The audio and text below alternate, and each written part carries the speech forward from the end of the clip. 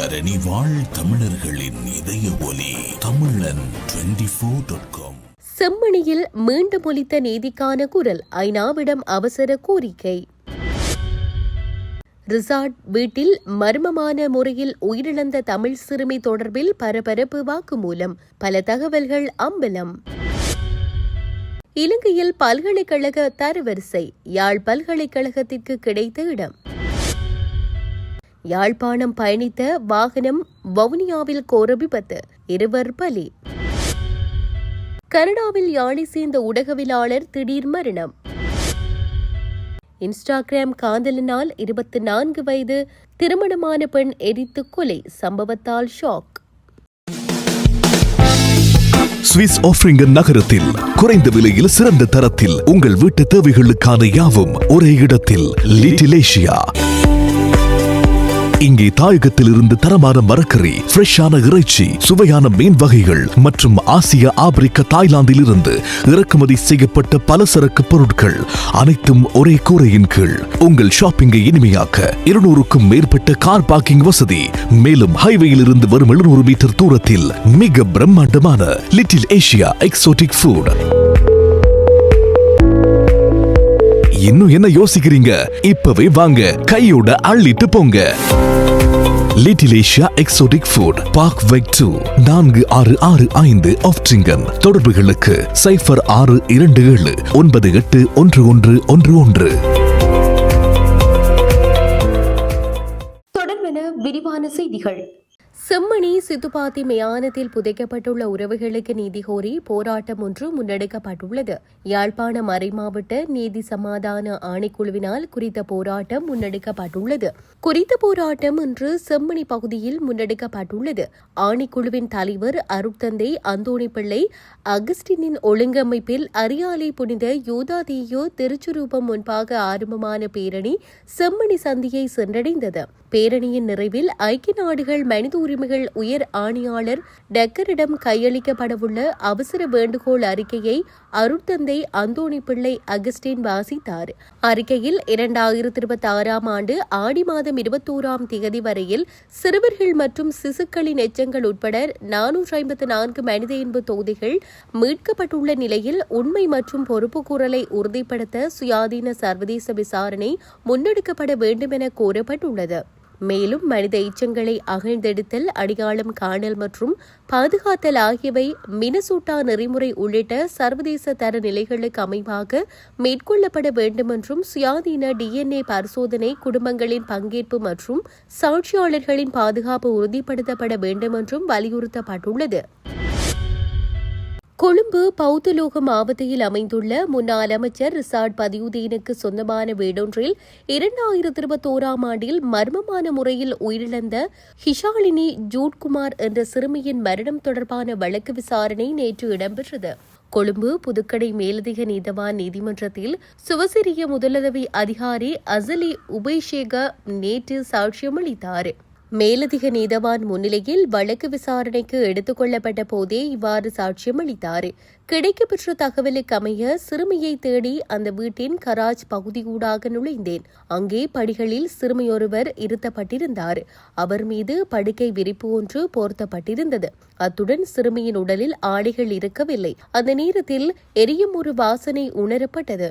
அது எரியும் போது தோலில் இருந்து வெளிவரும் வாசனையாகும். எனினும் அது எவ்வகையான வாசனை என்பதை என்னால் உறுதியாக கூற முடியாது. கழுத்து, நெஞ்சு, கைகள் மற்றும் கால்களில் தீக்காயங்கள் ஏற்பட்டுள்ளதை என்னால் அடையாளம் காண முடிந்தது. சிறுமி என்னிடம் தண்ணீர் கேட்டார். அதற்கு மேல் வேறு எதையும் அவர் என்னிடம் கூறவில்லை. உடனடியாக சிறுமியை கொழும்பு தேசிய மருத்துவமனைக்கு அழைத்து சென்றோம். சிகிச்சை பெற்று வந்த நிலையில் அவர் உயிரிழந்தார். இந்த சம்பவம் தொடர்பாக சிறுமி இறந்த பின்னரே போலீசார் என்னிடம் வாக்குமூலம் பெற்றனர். சுவசரிய அவசர சேவை தொலைபேசி இலக்கமான 119க்கு இச்சம்பவம் தொடர்பாக கிடைத்த ஆரம்ப அழைப்புக்கு பதிலளிக்கும் போது தீக்காயங்களுக்கு உள்ளானவர்களை உடனடியாக குளிப்பாட்டுவது உள்ளிட்ட அடிப்படை முதலுதவிகள் குறித்து அறிவுறுத்தினோம். இருந்தபோதிலும் நாங்கள் அங்கே சென்றடையும் போது குறித்த தரப்பினரால் அவை பின்பற்றப்பட்டிருக்கவில்லை. மேலும் இந்த வழக்கில் சாட்சியம் அளிப்பது தொடர்பில் போலீசாருக்கு எந்தவிதமான முறையற்ற அழுத்தங்களையும் பிரயோகிக்கவில்லை என அவர் குறிப்பிட்டுள்ளார். சம்பவம் நடைபெற்ற 2021 ஆண்டில் எரிவாயு காரணமாக தீப்பற்றிய ஒருவர் வீட்டில் உள்ளதாக சுவசரிய சேவைக்கு ஆரம்ப அழைப்பின் மூலம் பெறப்பட்டதாக தெரிவித்து அதே ஆண்டில்தான் போலீசாருக்கு வழங்கிய வாக்குமூலம் தொடர்பில் எதிர்த்தரப்பு வழக்கறிஞர்களின் குறுக்கு விசாரணைக்கு பதிலளிக்கும் போதே அவர் இதனை கூறினார். சுவசரிய சேவைக்கு பொதுவாக கிடைக்கும் அனைத்து அழைப்பு விவரங்களும் பதிவு செய்யப்படுவதால் இச்சம்பவமும் அவ்வாறே அமைந்திருக்கும் என தான் நம்புவதாக அவர் தெரிவித்தார். தீக்காயங்களை தவிர எரிவாயு காரணமாக தீப்பற்றி காயமடைந்த நபரொருவர் குறித்தும் இச்சம்பவம் தொடர்பான ஆரம்ப சுவசரிய அழைப்பில் குறிப்பிடப்பட்டிருக்கவில்லை என எதிர்த்தரப்பு வழக்கறிஞர் முன்வைத்த கேள்விக்கு பதிலளிக்கும் போதே அவர் இவ்வாறு குறிப்பிட்டார். கனடாவில் யாழ்ப்பாணத்தை சேர்ந்த ஊடகவியலாளர் ஆறுமுகம் சபீஸ்வரன் நேற்றிரவு உயிரிழந்துள்ளதாக கூறப்படும் நிலையில் ஊடகவியலாளரின் மறைவு தொடர்பாக யாழ் ஊடக மன்றத்தின் இரங்கல் அறிக்கை வெளியிடப்பட்டுள்ளது. நீண்டகால ஊடக அனுபவம் கொண்டிருந்த அவர் யாழ்ப்பாண பல்கலைக்கழக ஊடக வழங்கல் பயிற்சி மையத்தின் விரிவுரையாளராக பணியாற்றி பல திறமையான ஊடகவியலாளர்களை உருவாக்கிய பெருமைக்குரியவராக குறிப்பிடப்பட்டுள்ளார். மேலும் பிரபல பத்திரிகையின் முன்னாள் செய்தி ஆசிரியராக பணியாற்றிய அவர் பல முக்கிய சமூக பிரச்சினைகள் மற்றும் பொதுமக்கள் நலன் சார்ந்த விடயங்களை வெளிக்கொணர்ந்து சமூகத்திற்கு சிறந்த பங்களிப்பை வழங்கியதாகவும் மன்றம் சுட்டிக்காட்டியுள்ளது.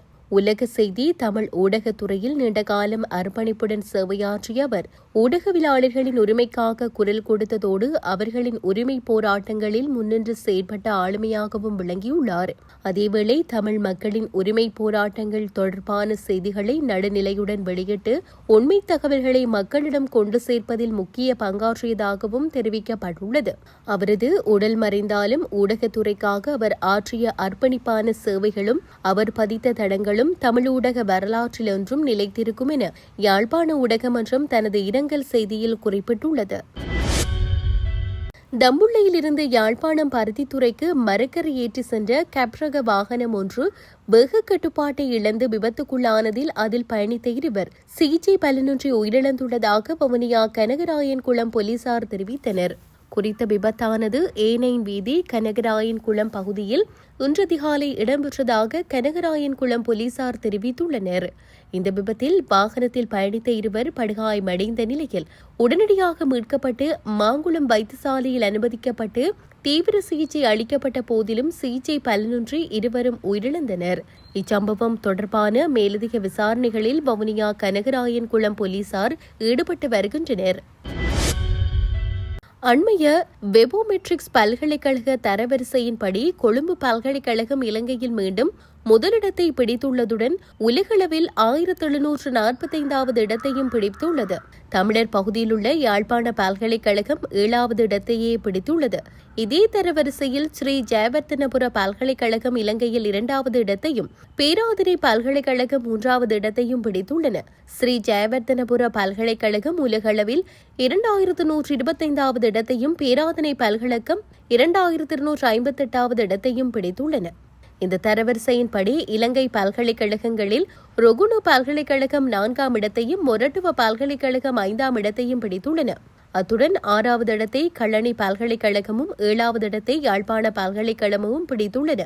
சமீபத்திய வெபோமெட்ரிக்ஸ் தரவரிசையின்படி உலகின் சிறந்த பல்கலைக்கழகத்திற்கான முதலிடத்தை அமெரிக்காவின் ஹவர்ட் பல்கலைக்கழகமும் 2வது இடத்தை அமெரிக்காவின் ஸ்டான்போர்ட் பல்கலைக்கழகமும் பிடித்துள்ளன. அமெரிக்காவின் MIT பல்கலைக்கழகம் 3வது இடத்தையும் ஐக்கிய ராச்சியத்தின் ஆக்ஸ்போர்ட் பல்கலைக்கழகம் 4வது இடத்தையும் பிடித்துள்ளமை குறிப்பிடத்தக்கது. இளம்பெண்ணின் நடத்தையில் சந்தேகப்பட்டு நள்ளிரவில் வீட்டிற்குள் புகுந்து தூங்கிக் கொண்டிருந்த அவரை எரித்துக் கொன்ற சம்பவம் பரபரப்பை ஏற்படுத்தியுள்ளது. ஈரோடு பாரதி நகரில் வசித்து வந்தவர் வினோதினி. இவருக்கு திருமணமாகி 4 வயதில் ஒரு மகன் இருக்கின்றான். கணவருடன் கருத்து வேறுபாடு ஏற்பட்டதால் கடந்த 2 வருடங்களாக அவரை பிரிந்து தனது பெற்றோரின் வீட்டின் அருகே மற்றொரு வீட்டில் வினோதினி மகனுடன் வசித்து வந்தார். இன்ஸ்டாகிராம் மூலம் ராமநாதபுரம் மாவட்டம் கமுதி சாயல்குடியை சேர்ந்த நவநீதி கிருஷ்ணன் என்பவரோடு வினோதினிக்கு பழக்கம் ஏற்பட்டது. நாளடைவில் அது கள்ளக்காதலாக மாறியுள்ளது. கடந்த சில நாட்களாக நவநீத கிருஷ்ணனின் நடவடிக்கை பிடிக்காததால் வினோதினி அவரிடம் சரியாக பேசவில்லை.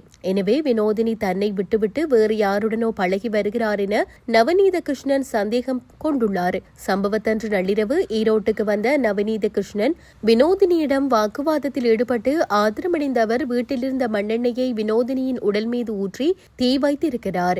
அப்போது நவநீத கிருஷ்ணன் கையிலும் தீக்காயம் ஏற்பட்டது. ஆனால் அங்கிருந்து அவர் தப்பியோடி விட்டார். வினோதினியின் அலறல் சத்தம் கேட்டு ஓடி வந்து அவரின் பெற்றோர் அவரை ஈரோடு அரசு மருத்துவமனையில் சேர்த்தனர். ஈரோடு கூடுதல் மகளிர் நீதிமன்ற நீதிபதி அன்புச்செல்வி முன்னிலையில் நவநீத கிருஷ்ணன் எண்ணெய் ஊற்றி கொலை செய்யப்பட்டார் என வாக்குமூலம் கொடுத்துவிட்டு வினோதினி இறந்துவிட்டார். போலீசார் வழக்கு பதிவு செய்து ஒரு தனியார் மருத்துவமனையில் சிகிச்சை பெற்று வந்த நவநீத கிருஷ்ணனை கைது செய்துள்ளனர். இந்நிலையில் கள்ளக்காதலால் பெண் தீ வைத்து எரிக்கப்பட்ட சம்பவம் அதிர்ச்சியை ஏற்படுத்தியுள்ளது.